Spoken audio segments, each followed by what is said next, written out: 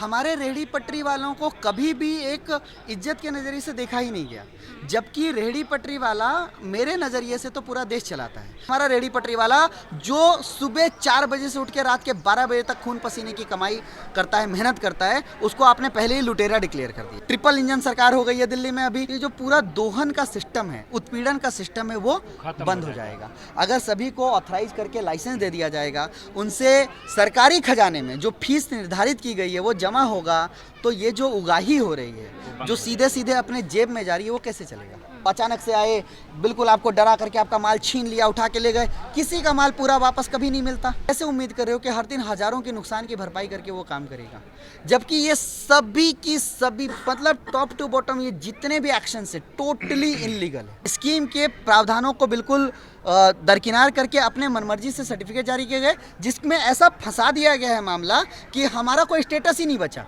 हम ना तो मोबाइल वेंडर है, ना स्टेशनरी वेंडर है, ना हम वेंडर है, नहीं पता नहीं हम क्या हैं।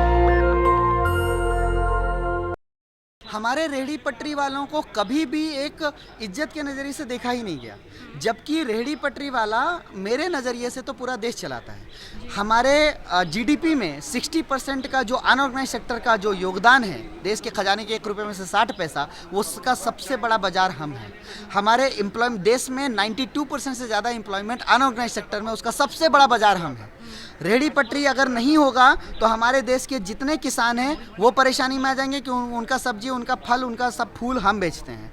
अगर रेहड़ी पटरी वाला नहीं होगा तो जितने छोटे इंडस्ट्रीज़ हैं, जो स्मॉल स्केल इंडस्ट्रीज या कॉटन इंडस्ट्रीज चल रही है, होम बेस्ड इंडस्ट्रीज चल रही है देश में, जहाँ के जो वर्कर काम कर रहे हैं, जो कपड़ा बुनते हैं, खिलौना बनाते हैं, कुछ भी काम करते हैं, वो सब बेरोजगार हो जाएंगे, क्योंकि उनका सामान मॉल में और बड़े ब्रांडेड शोरूम में नहीं बिकता, ये सड़कों पर ही बिकता है। तो उसका सबसे बड़ा बाजार ये रेहड़ी पटरी है। तो हम सिर्फ अपना रोजगार नहीं चला रहे, हम रोजगार पैदा कर रहे हैं, हम रोजगार दे रहे हैं, हम ट्रांसपोर्टर्स को रोजगार देते हैं, हम माल ढुलाई वालों को रोजगार देते हैं, इन सभी को हम रोजगार दे रहे हैं, तो हम देश चला रहे हैं। साथ ही साथ एक आम आदमी के लिए आप खुद सोचो, आप भी उनमें से हो, कि आप क्या हर दिन 250 रुपये की कॉफ़ी और 700 रुपये या 500 रुपये का लंच अफोर्ड कर सकते हो? नहीं कर सकते। ये एक आम रिक्शा वाला, ऑटो वाला, आम सड़क पे काम करने वाला मजदूर वर्ग का जो आदमी है, वो इसी रेहड़ी पटरी वालों से अपना गुजारा करता है, अपने बच्चों के लिए कपड़ा खरीदता है, खाना खाता है, सब कुछ करता है। तो ये पॉसिबल ही नहीं है कि रेहड़ी पटरी को हटा करके आप सस्टेनेबिलिटी इमेजिन भी कर सकते हैं। ये देश की सस्टेनेबिलिटी इमेजिन नहीं कर सकते, देश का खजाने में असर पड़ जाएगा, देश आम सड़कों पे आम आदमी के जीवन यापन में असर पड़ जाएगा।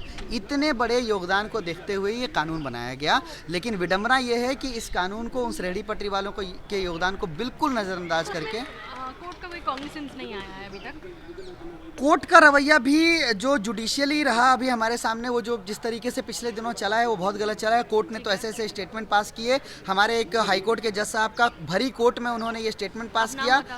जी, विपिन सांघी ने ये स्टेटमेंट पास किया था, उनके साथ जसमीत सिंह थे, दोनों की बेंच हैं। जसमीत सिंह ने बोला टाउन वेंडिंग कमेटी में एक बैंक के प्रतिनिधि का प्रावधान है कि बैंक का प्रतिनिधि रहेगा। उन्होंने बोला कि बैंक का प्रतिनिधि इसलिए होता है वहाँ पर ताकि वो इंश्योर कर सके कि बैंक के आसपास रेहड़ी पटरी वाला ना हो, क्योंकि वहाँ पे लोग अपना कीमती सामान लाखों रुपए लेके आते हैं, तो रेहड़ी पटरी वाला लूट ना ले। मतलब आपने पहले से माइंडसेट बना लिया कि हमारा रेहड़ी पटरी वाला जो सुबह 4 बजे से उठ के रात के 12 बजे तक खून पसीने की कमाई करता है, मेहनत करता है, उसको आपने पहले ही लुटेरा डिक्लेयर कर दिया। विपिन सांघी ने बोला कि अगर इस कानून को लागू कर दिया गया तो ये पूरा दिल्ली जो है जंगल राज बन जाएगा, मतलब हम जानवर हैं।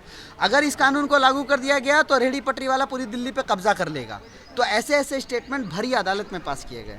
तो ये बिल्कुल सोच से परे है कि कैसे इनका अच्छा, हम जब टाउन वेंडिंग कमेटी में इनकी डेजिग्नेटेड वेंडिंग जोन की बात करते हैं, जो कानूनी प्रावधान है जहाँ पे पूरी व्यवस्था देनी है, सब कुछ करना है, जब हम इसकी बात करते हैं तो हर जगह, जितनी भी जगह टाउन वेंडिंग कमेटी में प्रावधान है कि टीवीसी में, मैं भी एक टीवीसी मेंबर हूँ, टीवीसी मेंबर प्रपोज कर सकता है कि ये लोकेशन आप वेंडर्स को अलॉट कर सकते हैं करके। आपको जान के हैरत होगा कि हर लोकेशन के लिए उन्होंने कहा कि ये जगह तो हमने पार्किंग को दे दी, ये जगह हमने पार्किंग को दे दी, ये जगह। तो क्या पूरे देश में हर गली, हर चौराहे पे आपको सिर्फ पार्किंग चाहिए? और वो पार्किंग क्या पब्लिक ट्रांसपोर्ट के लिए है? नहीं, ये प्राइवेट ट्रांसपोर्ट की पार्किंग है। तो एक पार्किंग के ऊपर एक गाड़ी खड़ी रखने, एक गाड़ी की जगह पर हमारा 3 रेहड़ी वाला धंधा कर सकता है।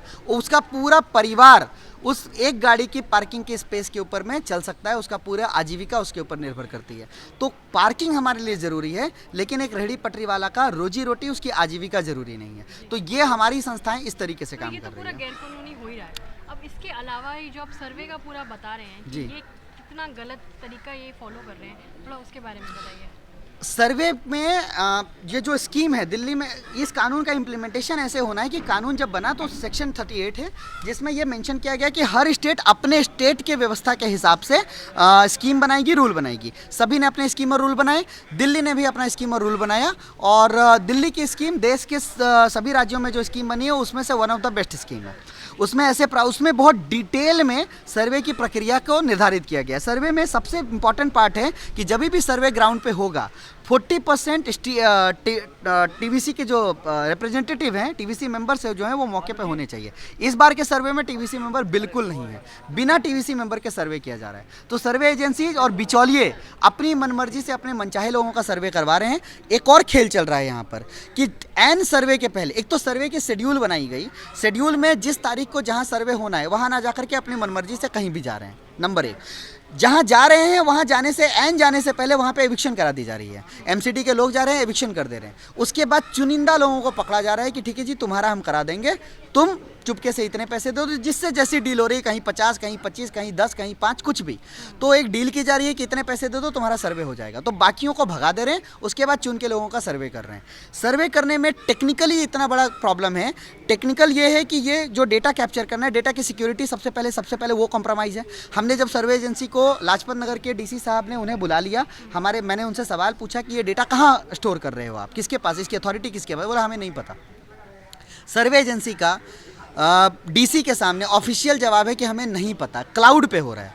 सर क्लाउड बहुत वास्ट है, मैं खुद टेक्निकल बैकग्राउंड का पर्सन हूँ। क्लाउड बहुत वास्ट है। क्लाउड मतलब कहाँ, किसके एक्सेस में है वो डेटा, किसको अथॉरिटी है कि डेटा में अल्टरेशन कर सकता है? अगर डेटा कॉम्प्रोमाइज़ होता है, मेरा सर्वे हो गया और मेरी जगह पे किसी और का नाम अपडेट कर दिया जाता, तो इसकी जिम्मेदारी किसकी होगी? ये डेटा उसी टाइम पे लॉक होना चाहिए, जिसका सिक्योरिटी का हमारे पास कोई जवाब नहीं है।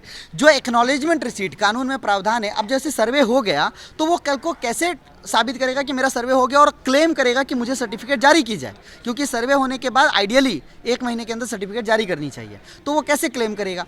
ये एक्नॉलेजमेंट रिसीट है। एक्नॉलेजमेंट रिसीट आपको हैरानी होगी, मैं आपको वो कॉपी भेजूंगा, या अभी भी मेरे फ़ोन में भी है, कि एक्नॉलेजमेंट रिसीट में जिसका सर्वे हुआ उसका नाम ही नहीं है। जो जहाँ वेंडिंग करता है उस लोकेशन का नाम नहीं है, जबकि कानून में बहुत स्पष्ट प्रावधान है कि ये सर्वे उसके वेंडिंग, उसके काम को लेकर के हो रहा है, कहाँ दुकानदारी करता है।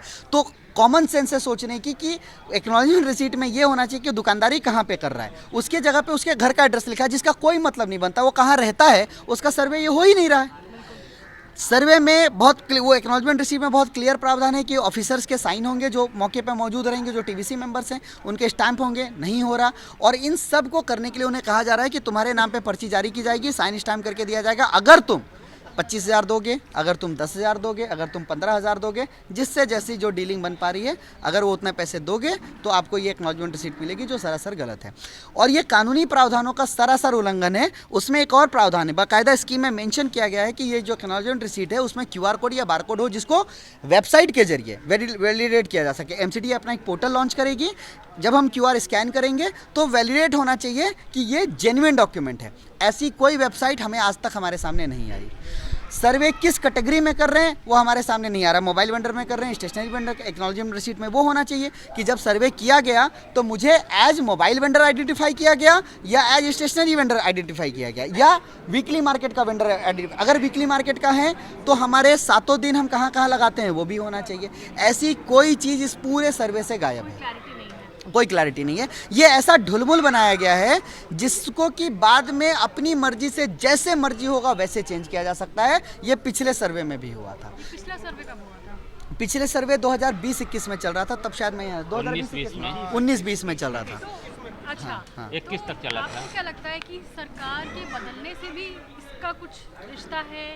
यानी हमने बहुत independent उम्मीद of की थी government है। हमने बहुत उम्मीद की थी कि सरकार बदलने से कुछ सकारात्मक बदलाव देखने को मिलेंगे। जब सरकार बदलने के बाद इस बात की घोषणा हुई कि सर्वे शुरू होने वाला है तो हमें और भी उम्मीद मिली कि चलो जैसा उम्मीद हमने किया था, सरकार बदलने के बाद ट्रिपल इंजन सरकार हो गई है दिल्ली में, अभी केंद्र में भी बीजेपी, राज्य में भी बीजेपी और एमसीडी में भी बीजेपी। तो हमें बहुत उम्मीद मिली कि ऐसा कुछ होगा और हम अभी भी उम्मीद रख रहे हैं। हमने कल ही डिप्टी मेयर के साथ मीटिंग की है, उसके पहले एडिशनल कमिश्नर के साथ में मीटिंग की है। हमें आश्वासन तो मिला है कि हम इसको सुधारेंगे। एक तो अच्छी क्या बात है, आश्वासन मिला है कि सुधारेंगे कैसे? ये नहीं बताया गया। तो जब कॉन्क्रीट पॉइंट्स नहीं है तो फिर क्या सुधार है? नहीं, एग्जैक्टली मेरा भी पॉइंट यही है, तभी हम ये मीटिंग कर रहे हैं। जब हमने उनसे मीटिंग की, हमने ये सवाल पूछा, उन्होंने सवाल एक्नॉलेज किया और उनके पास जवाब नहीं था कि ये कैसे हो रहा है सर, ये कैसे वैलिड डॉक्यूमेंट। मैंने एडिशनल कमिश्नर साहब को पूछा कि क्या आपने अपने पूरे करियर में ऐसा कोई डॉक्यूमेंट देखा है? उन्होंने माना नहीं, हमने नहीं देखा है।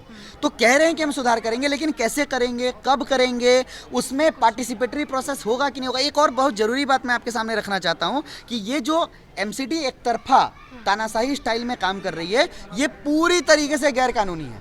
सर्वे की सारी प्रक्रिया, सर्वे की एजेंसी का चयन, सर्वे कैसे होगा, सर्वे का मैकेनिज्म क्या होगा, सॉफ्टवेयर कैसे होगा, everything top to bottom should be decided by town vending committee. लेकिन टाउन वेंडिंग कमेटी को ही इसमें से बाहर कर दिया गया है। टाउन वेंडिंग कमेटी से कुछ नहीं पूछा जा रहा, सिर्फ खाना पूर्ति करने के लिए टाउन वेंडिंग कमेटी की मीटिंग बुलाई जा रही है। उनके सामने बिल्कुल आदेश पढ़ दिए जा रहे हैं कि भाई तो ये जोन में जी इतने तारीख से सर्वे शुरू हो रहा है, इस कंपनी को हायर कर लिया गया, ऐसा है, ये सारी चीज़ें कर दी जा रही है। टीवीसी मेंबर को अपनी बात रखने तक का मौका नहीं दिया जा रहा, जबकि TVC member is the supreme body जो हु कैन डिसाइड एवरीथिंग, कहाँ होगा, कब होगा, कैसे होगा, कौन करेगा।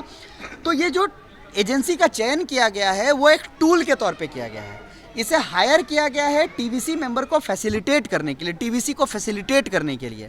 लेकिन विडंबना ये है कि उसे फैसिलिटेशन छोड़ करके ये एजेंसीज और अथॉरिटीज़ टीवीसी मेंबर के ऊपर हुक्मशाही कर रहे हैं, उन पर अपना फरमान थोप रहे हैं कि आज ये होगा, आज ये होगा। वो कैसे डिसाइड कर सकते हैं कि किसी एरिया में कितने वेंडर्स हैं, वो टीवीसी मेंबर को पता है। तो उस एरिया में सर्वे 1 दिन में होगा कि 2 दिन में होगा कि 5 दिन लगेंगे। Who are you to decide all these things? You don't know anything. एक एजेंसी को कुछ नहीं पता कि उस एरिया का क्या पॉपुलेशन है, वहाँ पे कितने वेंडर्स है, कुछ नहीं पता। आप कैसे डिसाइड करोगे कि 1 दिन में होगा? हमें ये नहीं पता, टीवीसी मेंबर को ये नहीं पता कि उनके मैकेनिज्म में एक वेंडर का सर्वे करने में कितना समय लग रहा है, उनकी टीम कितनी कैपेबल है। टीम के बारे में भी स्पष्ट प्रावधान है हमारे स्कीम में कि टीम कैपेबल होनी चाहिए, टेक्निकली साउंड होनी चाहिए, ग्रेजुएट होनी चाहिए, जिसको लिखना सही ढंग से आता है। हमें नहीं पता टीवीसी मेंबर्स को, क्या आपको टीवीसी मेंबर्स को पता है कि जो बंदे हायर किए गए वो कितने क्वालिफाई हैं? आपको टीवीसी मेंबर को कुछ नहीं पता। टीवीसी मेंबर कितने लोग होंगे उसमें लगभग? 336। हाँ, मतलब इन्होंने पूरे दिल्ली का आंकड़ा बताया। पूरे दिल्ली में 30 टीवीसी ऑपरेट हैं, एनडीएमसी और डीसीबी, और एमसीडी एरिया में 28। इन सभी टीवीसी में एक टीवीसी में 30 लोगों की कमेटी बनती है। 30 में से 12 हमारे चुने हुए प्रतिनिधि होते हैं, टीवीसी मेंबर्स होते हैं, जिनको ये सारे अधिकार हैं। बाकी ऑफिशियल्स हैं, जो डिप्टी कमिश्नर हैं वो उसके चेयरपर्सन होते हैं, हेल्थ के लोग हैं, टाउन प्लानर के लोग हैं, एसीपी रैंक के अधिकारी हैं। एक ही कमेटी में हैं तो बातचीत नहीं होती आपस में। समस्या यही है कि टीवीसी मीटिंग जिस तरीके से की जा रही है, बहुत जद्दोजहद के बाद हमारे पास दिल्ली में एक बढ़िया एग्जांपल है एनडीएमसी का। एनडीएमसी की टीवीसी मीटिंग पूरे दिल्ली के मुकाबले बहुत अच्छी होती है, हालांकि कमियां उसमें भी है, मगर फिर भी वहाँ सही तरीके से चीज़ें होती है। पूरी मीटिंग की रिकॉर्डिंग होती है, वीडियो रिकॉर्डिंग होती है, हर सदस्य को बात रखने का मौका है, उन्हें प्रॉपर सूचना पहले की जाती है, उन्हें इन्फॉर्म किया जाता है, कॉल किया जाता है, मीटिंग की नोटिस भेजी जाती है। लेकिन दूसरे किसी भी टीवीसी में ऐसी कोई प्रक्रिया नहीं की जाती। हालांकि एनडीएमसी में भी जो प्रावधान है टीवीसी का कि कोई प्रस्ताव रखे जाएंगे और वोटिंग के आधार पर निर्णय लिए जाएंगे, प्रस्ताव पारित किए जाएंगे, मगर हैरानी है और आपको जान के हैरत होगी कि कभी भी किसी भी टीवीसी मीटिंग में इस प्रक्रिया का पालन नहीं किया गया। प्रस्ताव रखने के बाद प्रस्ताव पारित किया गया, वोटिंग कराया गया, ऐसा कुछ नहीं है। अधिकारियों की अपनी मनमर्जी चलती है, अगर ये एजेंसी आती है तो उनकी मनमर्जी चलती है, और वो बिल्कुल बॉस वाले एटीट्यूड में बात करते हैं। वो एक समान टेबल में बैठे हैं, एक आम वेंडर जो टीबीसी मेंबर की हैसियत से वहाँ बैठा है उसको कोई वैल्यू नहीं है। एक अधिकारी सामने बैठा है, डांट के चुप करा देंगे। अगर वो कुछ बात रखने की भी कोशिश करेगा तो वो गुस्सा हो जाते हैं, मीटिंग छोड़ के चले जाते हैं, इन्हें डांट देते हैं कि तुम्हें ज़्यादा पता है क्या, हम तो ऐसे ही करेंगे। जब उनसे मीटिंग में पूछा जाता है, टीबीसी मीटिंग हो रही है, मतलब कि आप कानून के आधार पर काम कर रहे हैं जो स्ट्रीट वेंडर एक्ट बना है। जब उनसे पूछा जाता है कि आप एमसीडी एक्ट के आधार पर हम पर जुर्माना कैसे कर रहे हो, जवाब नहीं मिलता हमें। तो ऐसी बहुत सारी गड़बड़ियाँ टीबीसी मीटिंग में चल रही है और ये किया ही इसलिए जा रहा है कि अगर ये चीज़ें सही हो जाती है, सही करना किसी को नहीं है, अगर ये चीज़ें सही हो जाती है तो ये जो पूरा दोहन का सिस्टम है, उत्पीड़न का सिस्टम है, वो बंद हो जाएगा। अगर सभी को ऑथराइज करके लाइसेंस दे दिया जाएगा, उनसे सरकारी खजाने में जो फीस निर्धारित की गई है वो जमा होगा, तो ये जो उगाही हो रही है जो सीधे सीधे अपने जेब में जा रही है वो कैसे चलेगा। तो हमें तो यही दिखता है कि यही एक कारण है जिसकी वजह से इन चीज़ों को रोका जा रहा है। ये और एक और तरीका है ना मैम कि जो इस तरीके से सोचते हैं, जिनकी सोच ऐसी है, उनको ये सब काम करने में मज़ा बहुत आता है कि वो अचानक से आए, बिल्कुल आपको डरा करके आपका माल छीन लिया, उठा के ले गए। किसी का माल पूरा वापस कभी नहीं मिलता। अगर बढ़िया ड्राई फ्रूट वाली हमारी महिलाएं रोती हैं, अगर ड्राई फ्रूट उनका उठा के ले गए, उन्हें आधे से ज़्यादा ड्राई फ्रूट उनका ख़त्म हो जाता है, उन्हें वापस नहीं मिलता। जूते वाले हमारे रोते हैं, हमारा आधा जूता चला जाता है, कपड़ा जो भी अच्छा सामान है कभी नहीं मिलता, क्योंकि आप सीजर मेमो बना ही नहीं रहे। आपको ये काम ही नहीं करना, आपको सिर्फ सीजर मेमो का स्पष्ट प्रावधान है। किसी भी, हमारा कानून बहुत स्पष्ट है कि कहीं भी किसी भी वेंडर को टच करने से भी पहले 1 महीने पहले आपको नोटिस देना पड़ेगा। नोटिस देने के बाद भी अगर उसका तामील नहीं हुआ, उसके आधार पे काम नहीं हुआ, तो उसका फोर्सफुल एविक्शन किया जा सकता है, माल उठाया जा सकता है। माल उठाने के टाइम पे अधिकारी होने चाहिए, उसकी वीडियो रिकॉर्डिंग होनी चाहिए। विडंबना यह है कि अगर हम वीडियो रिकॉर्ड कर लें तो हमारा कैमरा छीन लेते हैं, हम पर सरकारी काम में बाधा करने के केसेस दर्ज किए जाते हैं। मेरे पे केसेस है, हमारे भाई के ऊपर, हमारे कई वेंडर्स के ऊपर केसेस है। सरकारी काम में बाधा, सरकारी काम में बाधा के अलावा हमारे पर कोई केस नहीं है। सरकारी काम में बाधा है, शांति भंग करने का है, यही सब है। जुर्माना है, व्हाट पनिशमेंट? नहीं, हमें तो जेल हो गया है। ये हमारे मोहित भाई हैं जो 3 बार तिहाड़ रह करके आए हैं। 15 दिन के लिए तिहाड़ इन्हें कर दिया गया। जब ये लाल किले में एविक्शन रोक रहे थे, फोर्सफुल एविक्शन, इन्होंने एक ही लाइन बोला कि आप हमें नोटिस दे दो या सीजर मेमो दे दो, आप माल लेकर के जा रहे हो। तो उन्होंने बोला कि नहीं, हम नहीं लगाने देंगे यहाँ पर। तो इन्हें, बल्कि इनके साथ इन्हें उकसाया गया और इन्होंने फिर भी अपने में संयम रखा। इनके साथ मारपीट शुरू की और इन पर ही आरोप लगाया गया कि इन्होंने पुलिस अधिकारी को पीटा। थाने में जाके पुलिस अधिकारी को पीटा। आप बिलीव कर सकते हो कि थाने में एक आम आदमी, थाने में उतने पुलिस वालों के बीच में इसने पुलिस वालों को पीटा। ये केस इसके ऊपर दर्ज किया गया। झूठे केसेस, हम सब पर झूठे केसेस हैं। जितने भी केसेस हमारे पटरी वालों पे, सब झूठे केसेस हैं। हम पर यही लगाया जाता है कि हमने शांति भंग कर दी, हमने सरकारी काम में बाधा। अगर हमने सवाल पूछा कि सर आपके पास नोटिस क्या है, हमारा सीजर मेमो दे दो, तो ये कहते हैं कि तुम सरकारी काम में बाधा कर रहे हो। हम माल उठा के लेके जा रहे हो, वहाँ आओ, वहाँ हम माल छोड़ेंगे। और उनके ऑफिसेस में, गोदामों में जहाँ माल फेंक दिया जाता है, डंप कर दिया जाता है, तोड़ दिया जाता है। अब तो तोड़ना शुरू कर दिया इन्होंने। हमारे साकेत के कोई हैं भी या नहीं है? साकेत में हम एक कार्रवाई थी, हम सब थे वहाँ पे, उसके वीडियोज़ हैं हमारे पास। वीडियो बुलडोजर लेकर के आए, बिल्कुल चढ़ा दिया, तोड़ दिया। मीना बाज़ार के हमारे यहाँ पे लीडर से, मीना बाज़ार में 2019 में पूरा बुलडोजर लगा के पूरा साफ़ कर दिया था, बिल्कुल उसके ऊपर ख़त्म कर दिया था। ऐसा हर जगह ऐसे ही कर रहे हैं। इंडिया गेट के वीडियोज़ अभी हम आपको प्ले भी कर रहे थे, हम आपको शेयर कर सकते हैं। बिल्कुल छीना झपटी, मारपीट कर रहे हैं। कैमरे, उनके कैमरे बहुत कॉस्टली होते हैं, छीन के ले जा रहे हैं, तोड़ देते हैं, लेंस गायब है। तो आप एक वेंडर से कैसे उम्मीद कर रहे हो कि हर दिन हज़ारों के नुकसान की भरपाई करके वो काम करेगा, जबकि ये सभी की सभी, मतलब टॉप टू बॉटम, ये जितने भी एक्शन है टोटली इनलीगल है। एक भी एक्शन कानूनी दायरे में सही नहीं है। और कोर्ट जो है, कोर्ट इसमें सिर्फ ढुलमुल तरीके से चल रहा है। कोर्ट कह रहा है कि नहीं जी, हम तो इम्प्लीमेंटेशन करने का, हमने तो सर्वे करने का ऑर्डर कर दिया। लेकिन सर्वे ट्रांसपेरेंट हो, निष्पक्ष हो, जस्ट सर्वे हो, जो कानूनी प्रावधान है उसके आधार पर हो। इसको कौन सुनिश्चित करेगा? इसका अश्योरेंस कौन करेगा? कोर्ट इसके ऊपर काम नहीं कर रहा। खैर, अभी हम यहाँ से यही प्लान कर रहे हैं कि जब ये सारी प्रक्रिया हम बात कर रहे हैं, हमारे लोगों को इसकी जानकारी हो जाएगी। हम एक PIL फिर से फाइल करने की कोशिश कर रहे हैं। साथ ही साथ अगर हमें जल्दी में इसका आश्वासन नहीं मिलता है, क्योंकि सर्वे अभी भी, यहाँ तक कि मुझे कल परसों सूचना मिली कि जब सेंट्रल जोन लाजपत नगर के DC ने सर्वे होल्ड किया, हमारे सामने की बात है, हमारे लोग थे वहाँ पर, उन्होंने बाकायदा इंस्ट्रक्शन दिए हैं कि जब तक ये गड़बड़ियाँ ठीक नहीं होती, सर्वे इमीडिएट होल्ड, मैं मेरे जोन में ऐसी बोगस सर्वे नहीं करने दूंगा, ये उनके शब्द थे। मगर मुझे सूचना मिली कि फिर भी सर्वे हो रहा है। DC के आदेश, DC अपने जोन का सबसे बड़ा अधिकारी होता है। उसके आदेश के बावजूद भी वहाँ सर्वे किए जा रहे हैं, यही बोगस वाले सर्वे। तो निश्चित तौर पे यहाँ मनी फ्लो कर रहे हैं, कोई ना कोई तो इस तरीके से कर रहा है। तो हमें ये आश्वासन चाहिए, जल्दी से जल्दी चाहिए। हम सर्वे में बाधा नहीं पहुँचाना चाहते हैं, हम सर्वे करना चाहते हैं, बेहतर तरीके से सर्वे करना चाहते हैं, लेकिन सर्वे की सारी प्रक्रिया जो कानूनी प्रावधान है, जो स्कीम में प्रावधान है, उसके आधार पर होना चाहिए। और कुछ तो कॉमन सेंस की चीज़ें हैं। डेटा प्रोटेक्शन तो सीधे डेटा डीपीडीपी एक्ट लागू कर दी गई है देश में, तो उसके बाद डेटा प्रोटेक्शन की डिमांड हम क्यों ना करें? हमारे डेटा के साथ अगर छेड़छाड़ कर दी जाएगी तो कौन जिम्मेदारी लेगा उसकी? किसके पास वो अथॉरिटी है? हमें क्यों नहीं पता? Being a TBC member wide, मतलब हमें क्यों नहीं पता है कि ये डेटा कहाँ जा रहा है? इस डेटा के ऊपर कंट्रोल किसका है? ये हमारे पास जानकारी नहीं होकर कि किसी और के पास क्यों है? तो हमें वो चाहिए, हमें प्रॉपर एक्नॉलेजमेंट रिसीट चाहिए, जिससे कि हम कल के दिन में अपना दावा पेश कर सकें। हम इसके लिए अगर ज़रूरत पड़ा तो कोर्ट, क्योंकि हमें तो छोटी छोटी बातों के लिए कोर्ट जाना पड़ रहा है, हमें इतनी सी बातों के लिए कोर्ट जाना पड़ रहा है। पिछली सर्वे में जो सर्वे किया गया और सर्टिफिकेट ऑफ वेंडिंग जारी किए गए, उसमें इतना बड़ा चालाकी किया गया, स्कीम के प्रावधानों को बिल्कुल दरकिनार करके अपने मनमर्जी से सर्टिफिकेट जारी किए गए, जिसमें ऐसा फंसा दिया गया है मामला कि हमारा कोई स्टेटस ही नहीं बचा। हम ना तो मोबाइल वेंडर है, ना स्टेशनरी वेंडर है, ना हम वेंडर है, नहीं पता नहीं हम क्या हैं। जिस सर्टिफिकेट का काम ये था कि वो ये साबित करे कि हम वेंडर हैं, हम किस कैटेगरी के वेंडर हैं और हम ऑथराइज्ड हैं, हम पर कोई भी हैरेसमेंट और कोई भी इलीगल एक्शन नहीं हो सकता, वही सर्टिफिकेट हम पर हैरेसमेंट करने के लिए, हमारा उत्पीड़न करने के लिए काम में लाया जा रहा है कि इस सर्टिफिकेट के आधार पर तो तुम्हें 30 मिनट लगाने का अधिकार है। भाई ये आपने कहाँ लिखा कि हम मोबाइल वेंडर हैं? That is applicable to mobile vendor only. Stationery vendor के ऊपर ये एप्लीकेबल ही नहीं है कि वो सिर्फ 30 मिनट का काम करेगा।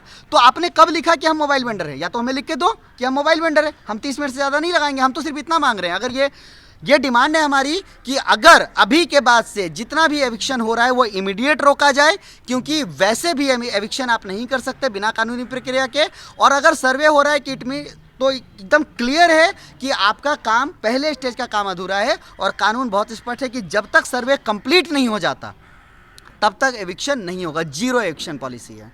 तो आप एविक्शन कैसे कर रहे हो? दूसरा, अगर जो सर्टिफिकेट आपने पहले जारी किए हैं उसमें आपको लगता है कि हम सिर्फ 30 मिनट दुकान लगाना है हमें, जो कि हमें पुलिस, एमसीटी हर कोई कह रहा है, उसी के आधार पे हमारा माल उठा रहे हैं, हमें भगा रहे हैं, हमें मार रहे हैं, पीट रहे हैं। अगर ये सही है तो आप लिखित में हमें मोबाइल वेंडर का सर्टिफिकेट जारी करो, या फिर एक पास करो, एक सीधा नोटिफिकेशन पास कर दो कि हमने जितने सर्टिफिकेट जारी किए हैं वो सब मोबाइल वेंडर के हैं, हमने एक भी स्टेशनरी वेंडर का सर्वे नहीं किया। तो या तो वो, या फिर हमें ऑथराइज तरीके से, बीइंग अ टीवीसी मेंबर, और हमारे पीछे सब टीवीसी मेंबर्स हैं, टीवीसी मेंबर के सभी टीवीसी मेंबर की तरफ से मेरा ये डिमांड है कि या तो आप हमें ये जारी करके दो कि कितने मोबाइल वेंडर आपने अपने जोन में आइडेंटिफाई किए थे पिछले सर्वे में, और कितने स्टेशनरी वेंडर, उनकी लिस्ट जारी करो। मोबाइल वेंडर पे 30 मिनट का लागू होगा, स्टेशनरी वेंडर पे नहीं लागू होगा, आप जारी करो। अगर वो गलत होगा तो हम चैलेंज करेंगे। लेकिन आप ये सारा डेटा छुपा करके, ढक करके, गायब करके, मैनिपुलेट करके और हमें सिर्फ परेशान करने की नीयत से काम कर रहे हो, तो हम ये नहीं सहेंगे। हम आज विधिवत तरीके से, एक तरीके से काम कर रहे हैं, हम आप तक रिप्रेजेंटेशन दे रहे हैं, हम प्रेस कॉन्फ्रेंस कर रहे हैं, हम मीटिंग कर रहे हैं, लेकिन हम कल को आंदोलन भी करेंगे और बहुत बड़ा आंदोलन करेंगे। हम इसमें चुप नहीं बैठने वाले। हमें हर हाल, ये हमारा बुनियादी अधिकार है और बहुत लंबे लड़ाई के बाद, बहुत उत्पीड़न के बाद हमें ये अधिकार मिले हैं, तो हम इसे ऐसे नहीं जाने देंगे। अगर सर्वे हो रहा है दिल्ली में तो इस बार बढ़िया सर्वे होगा, विधिवत सर्वे होगा और सभी स्ट्रीट वेंडर का सर्वे होगा। हम किसी को नहीं छोड़ेंगे, हम किसी को नहीं जाने देंगे। तो आपको ये करना पड़ेगा, आपको इसकी एक्नॉलेजमेंट रिसीट जारी करनी पड़ेगी। और इस बार जो सर्टिफिकेट आप जारी करेंगे वो बिल्कुल जो कानूनी प्रावधान है उसके आधार पर जारी करेंगे। हमें क्लियर मैंडेट चाहिए कि कौन है ये वेंडर। आस मोहम्मद है तो ये स्टेशनरी वेंडर है या मोबाइल वेंडर है, ये कहाँ दुकान लगाता है, ये हमारे सर्टिफिकेट में होना चाहिए। इसके बिना हम किसी और चीज़ को नहीं मानेंगे, हम उसका कोई एक्सेप्टेंस नहीं देंगे। दस्तक की आपसे गुजारिश है कि अगर इसको बचाना चाहते हैं तो नेशनल दस्तक को सब्सक्राइब करने के लिए रेड कलर के सब्सक्राइब बटन को दबाएं, फिर बेल आइकन की घंटी दबाएं। नेशनल दस्तक को बचाने के लिए बहुत जरूरी है कि हर खबर को शेयर करें, लाइक करें, कमेंट जरूर करें।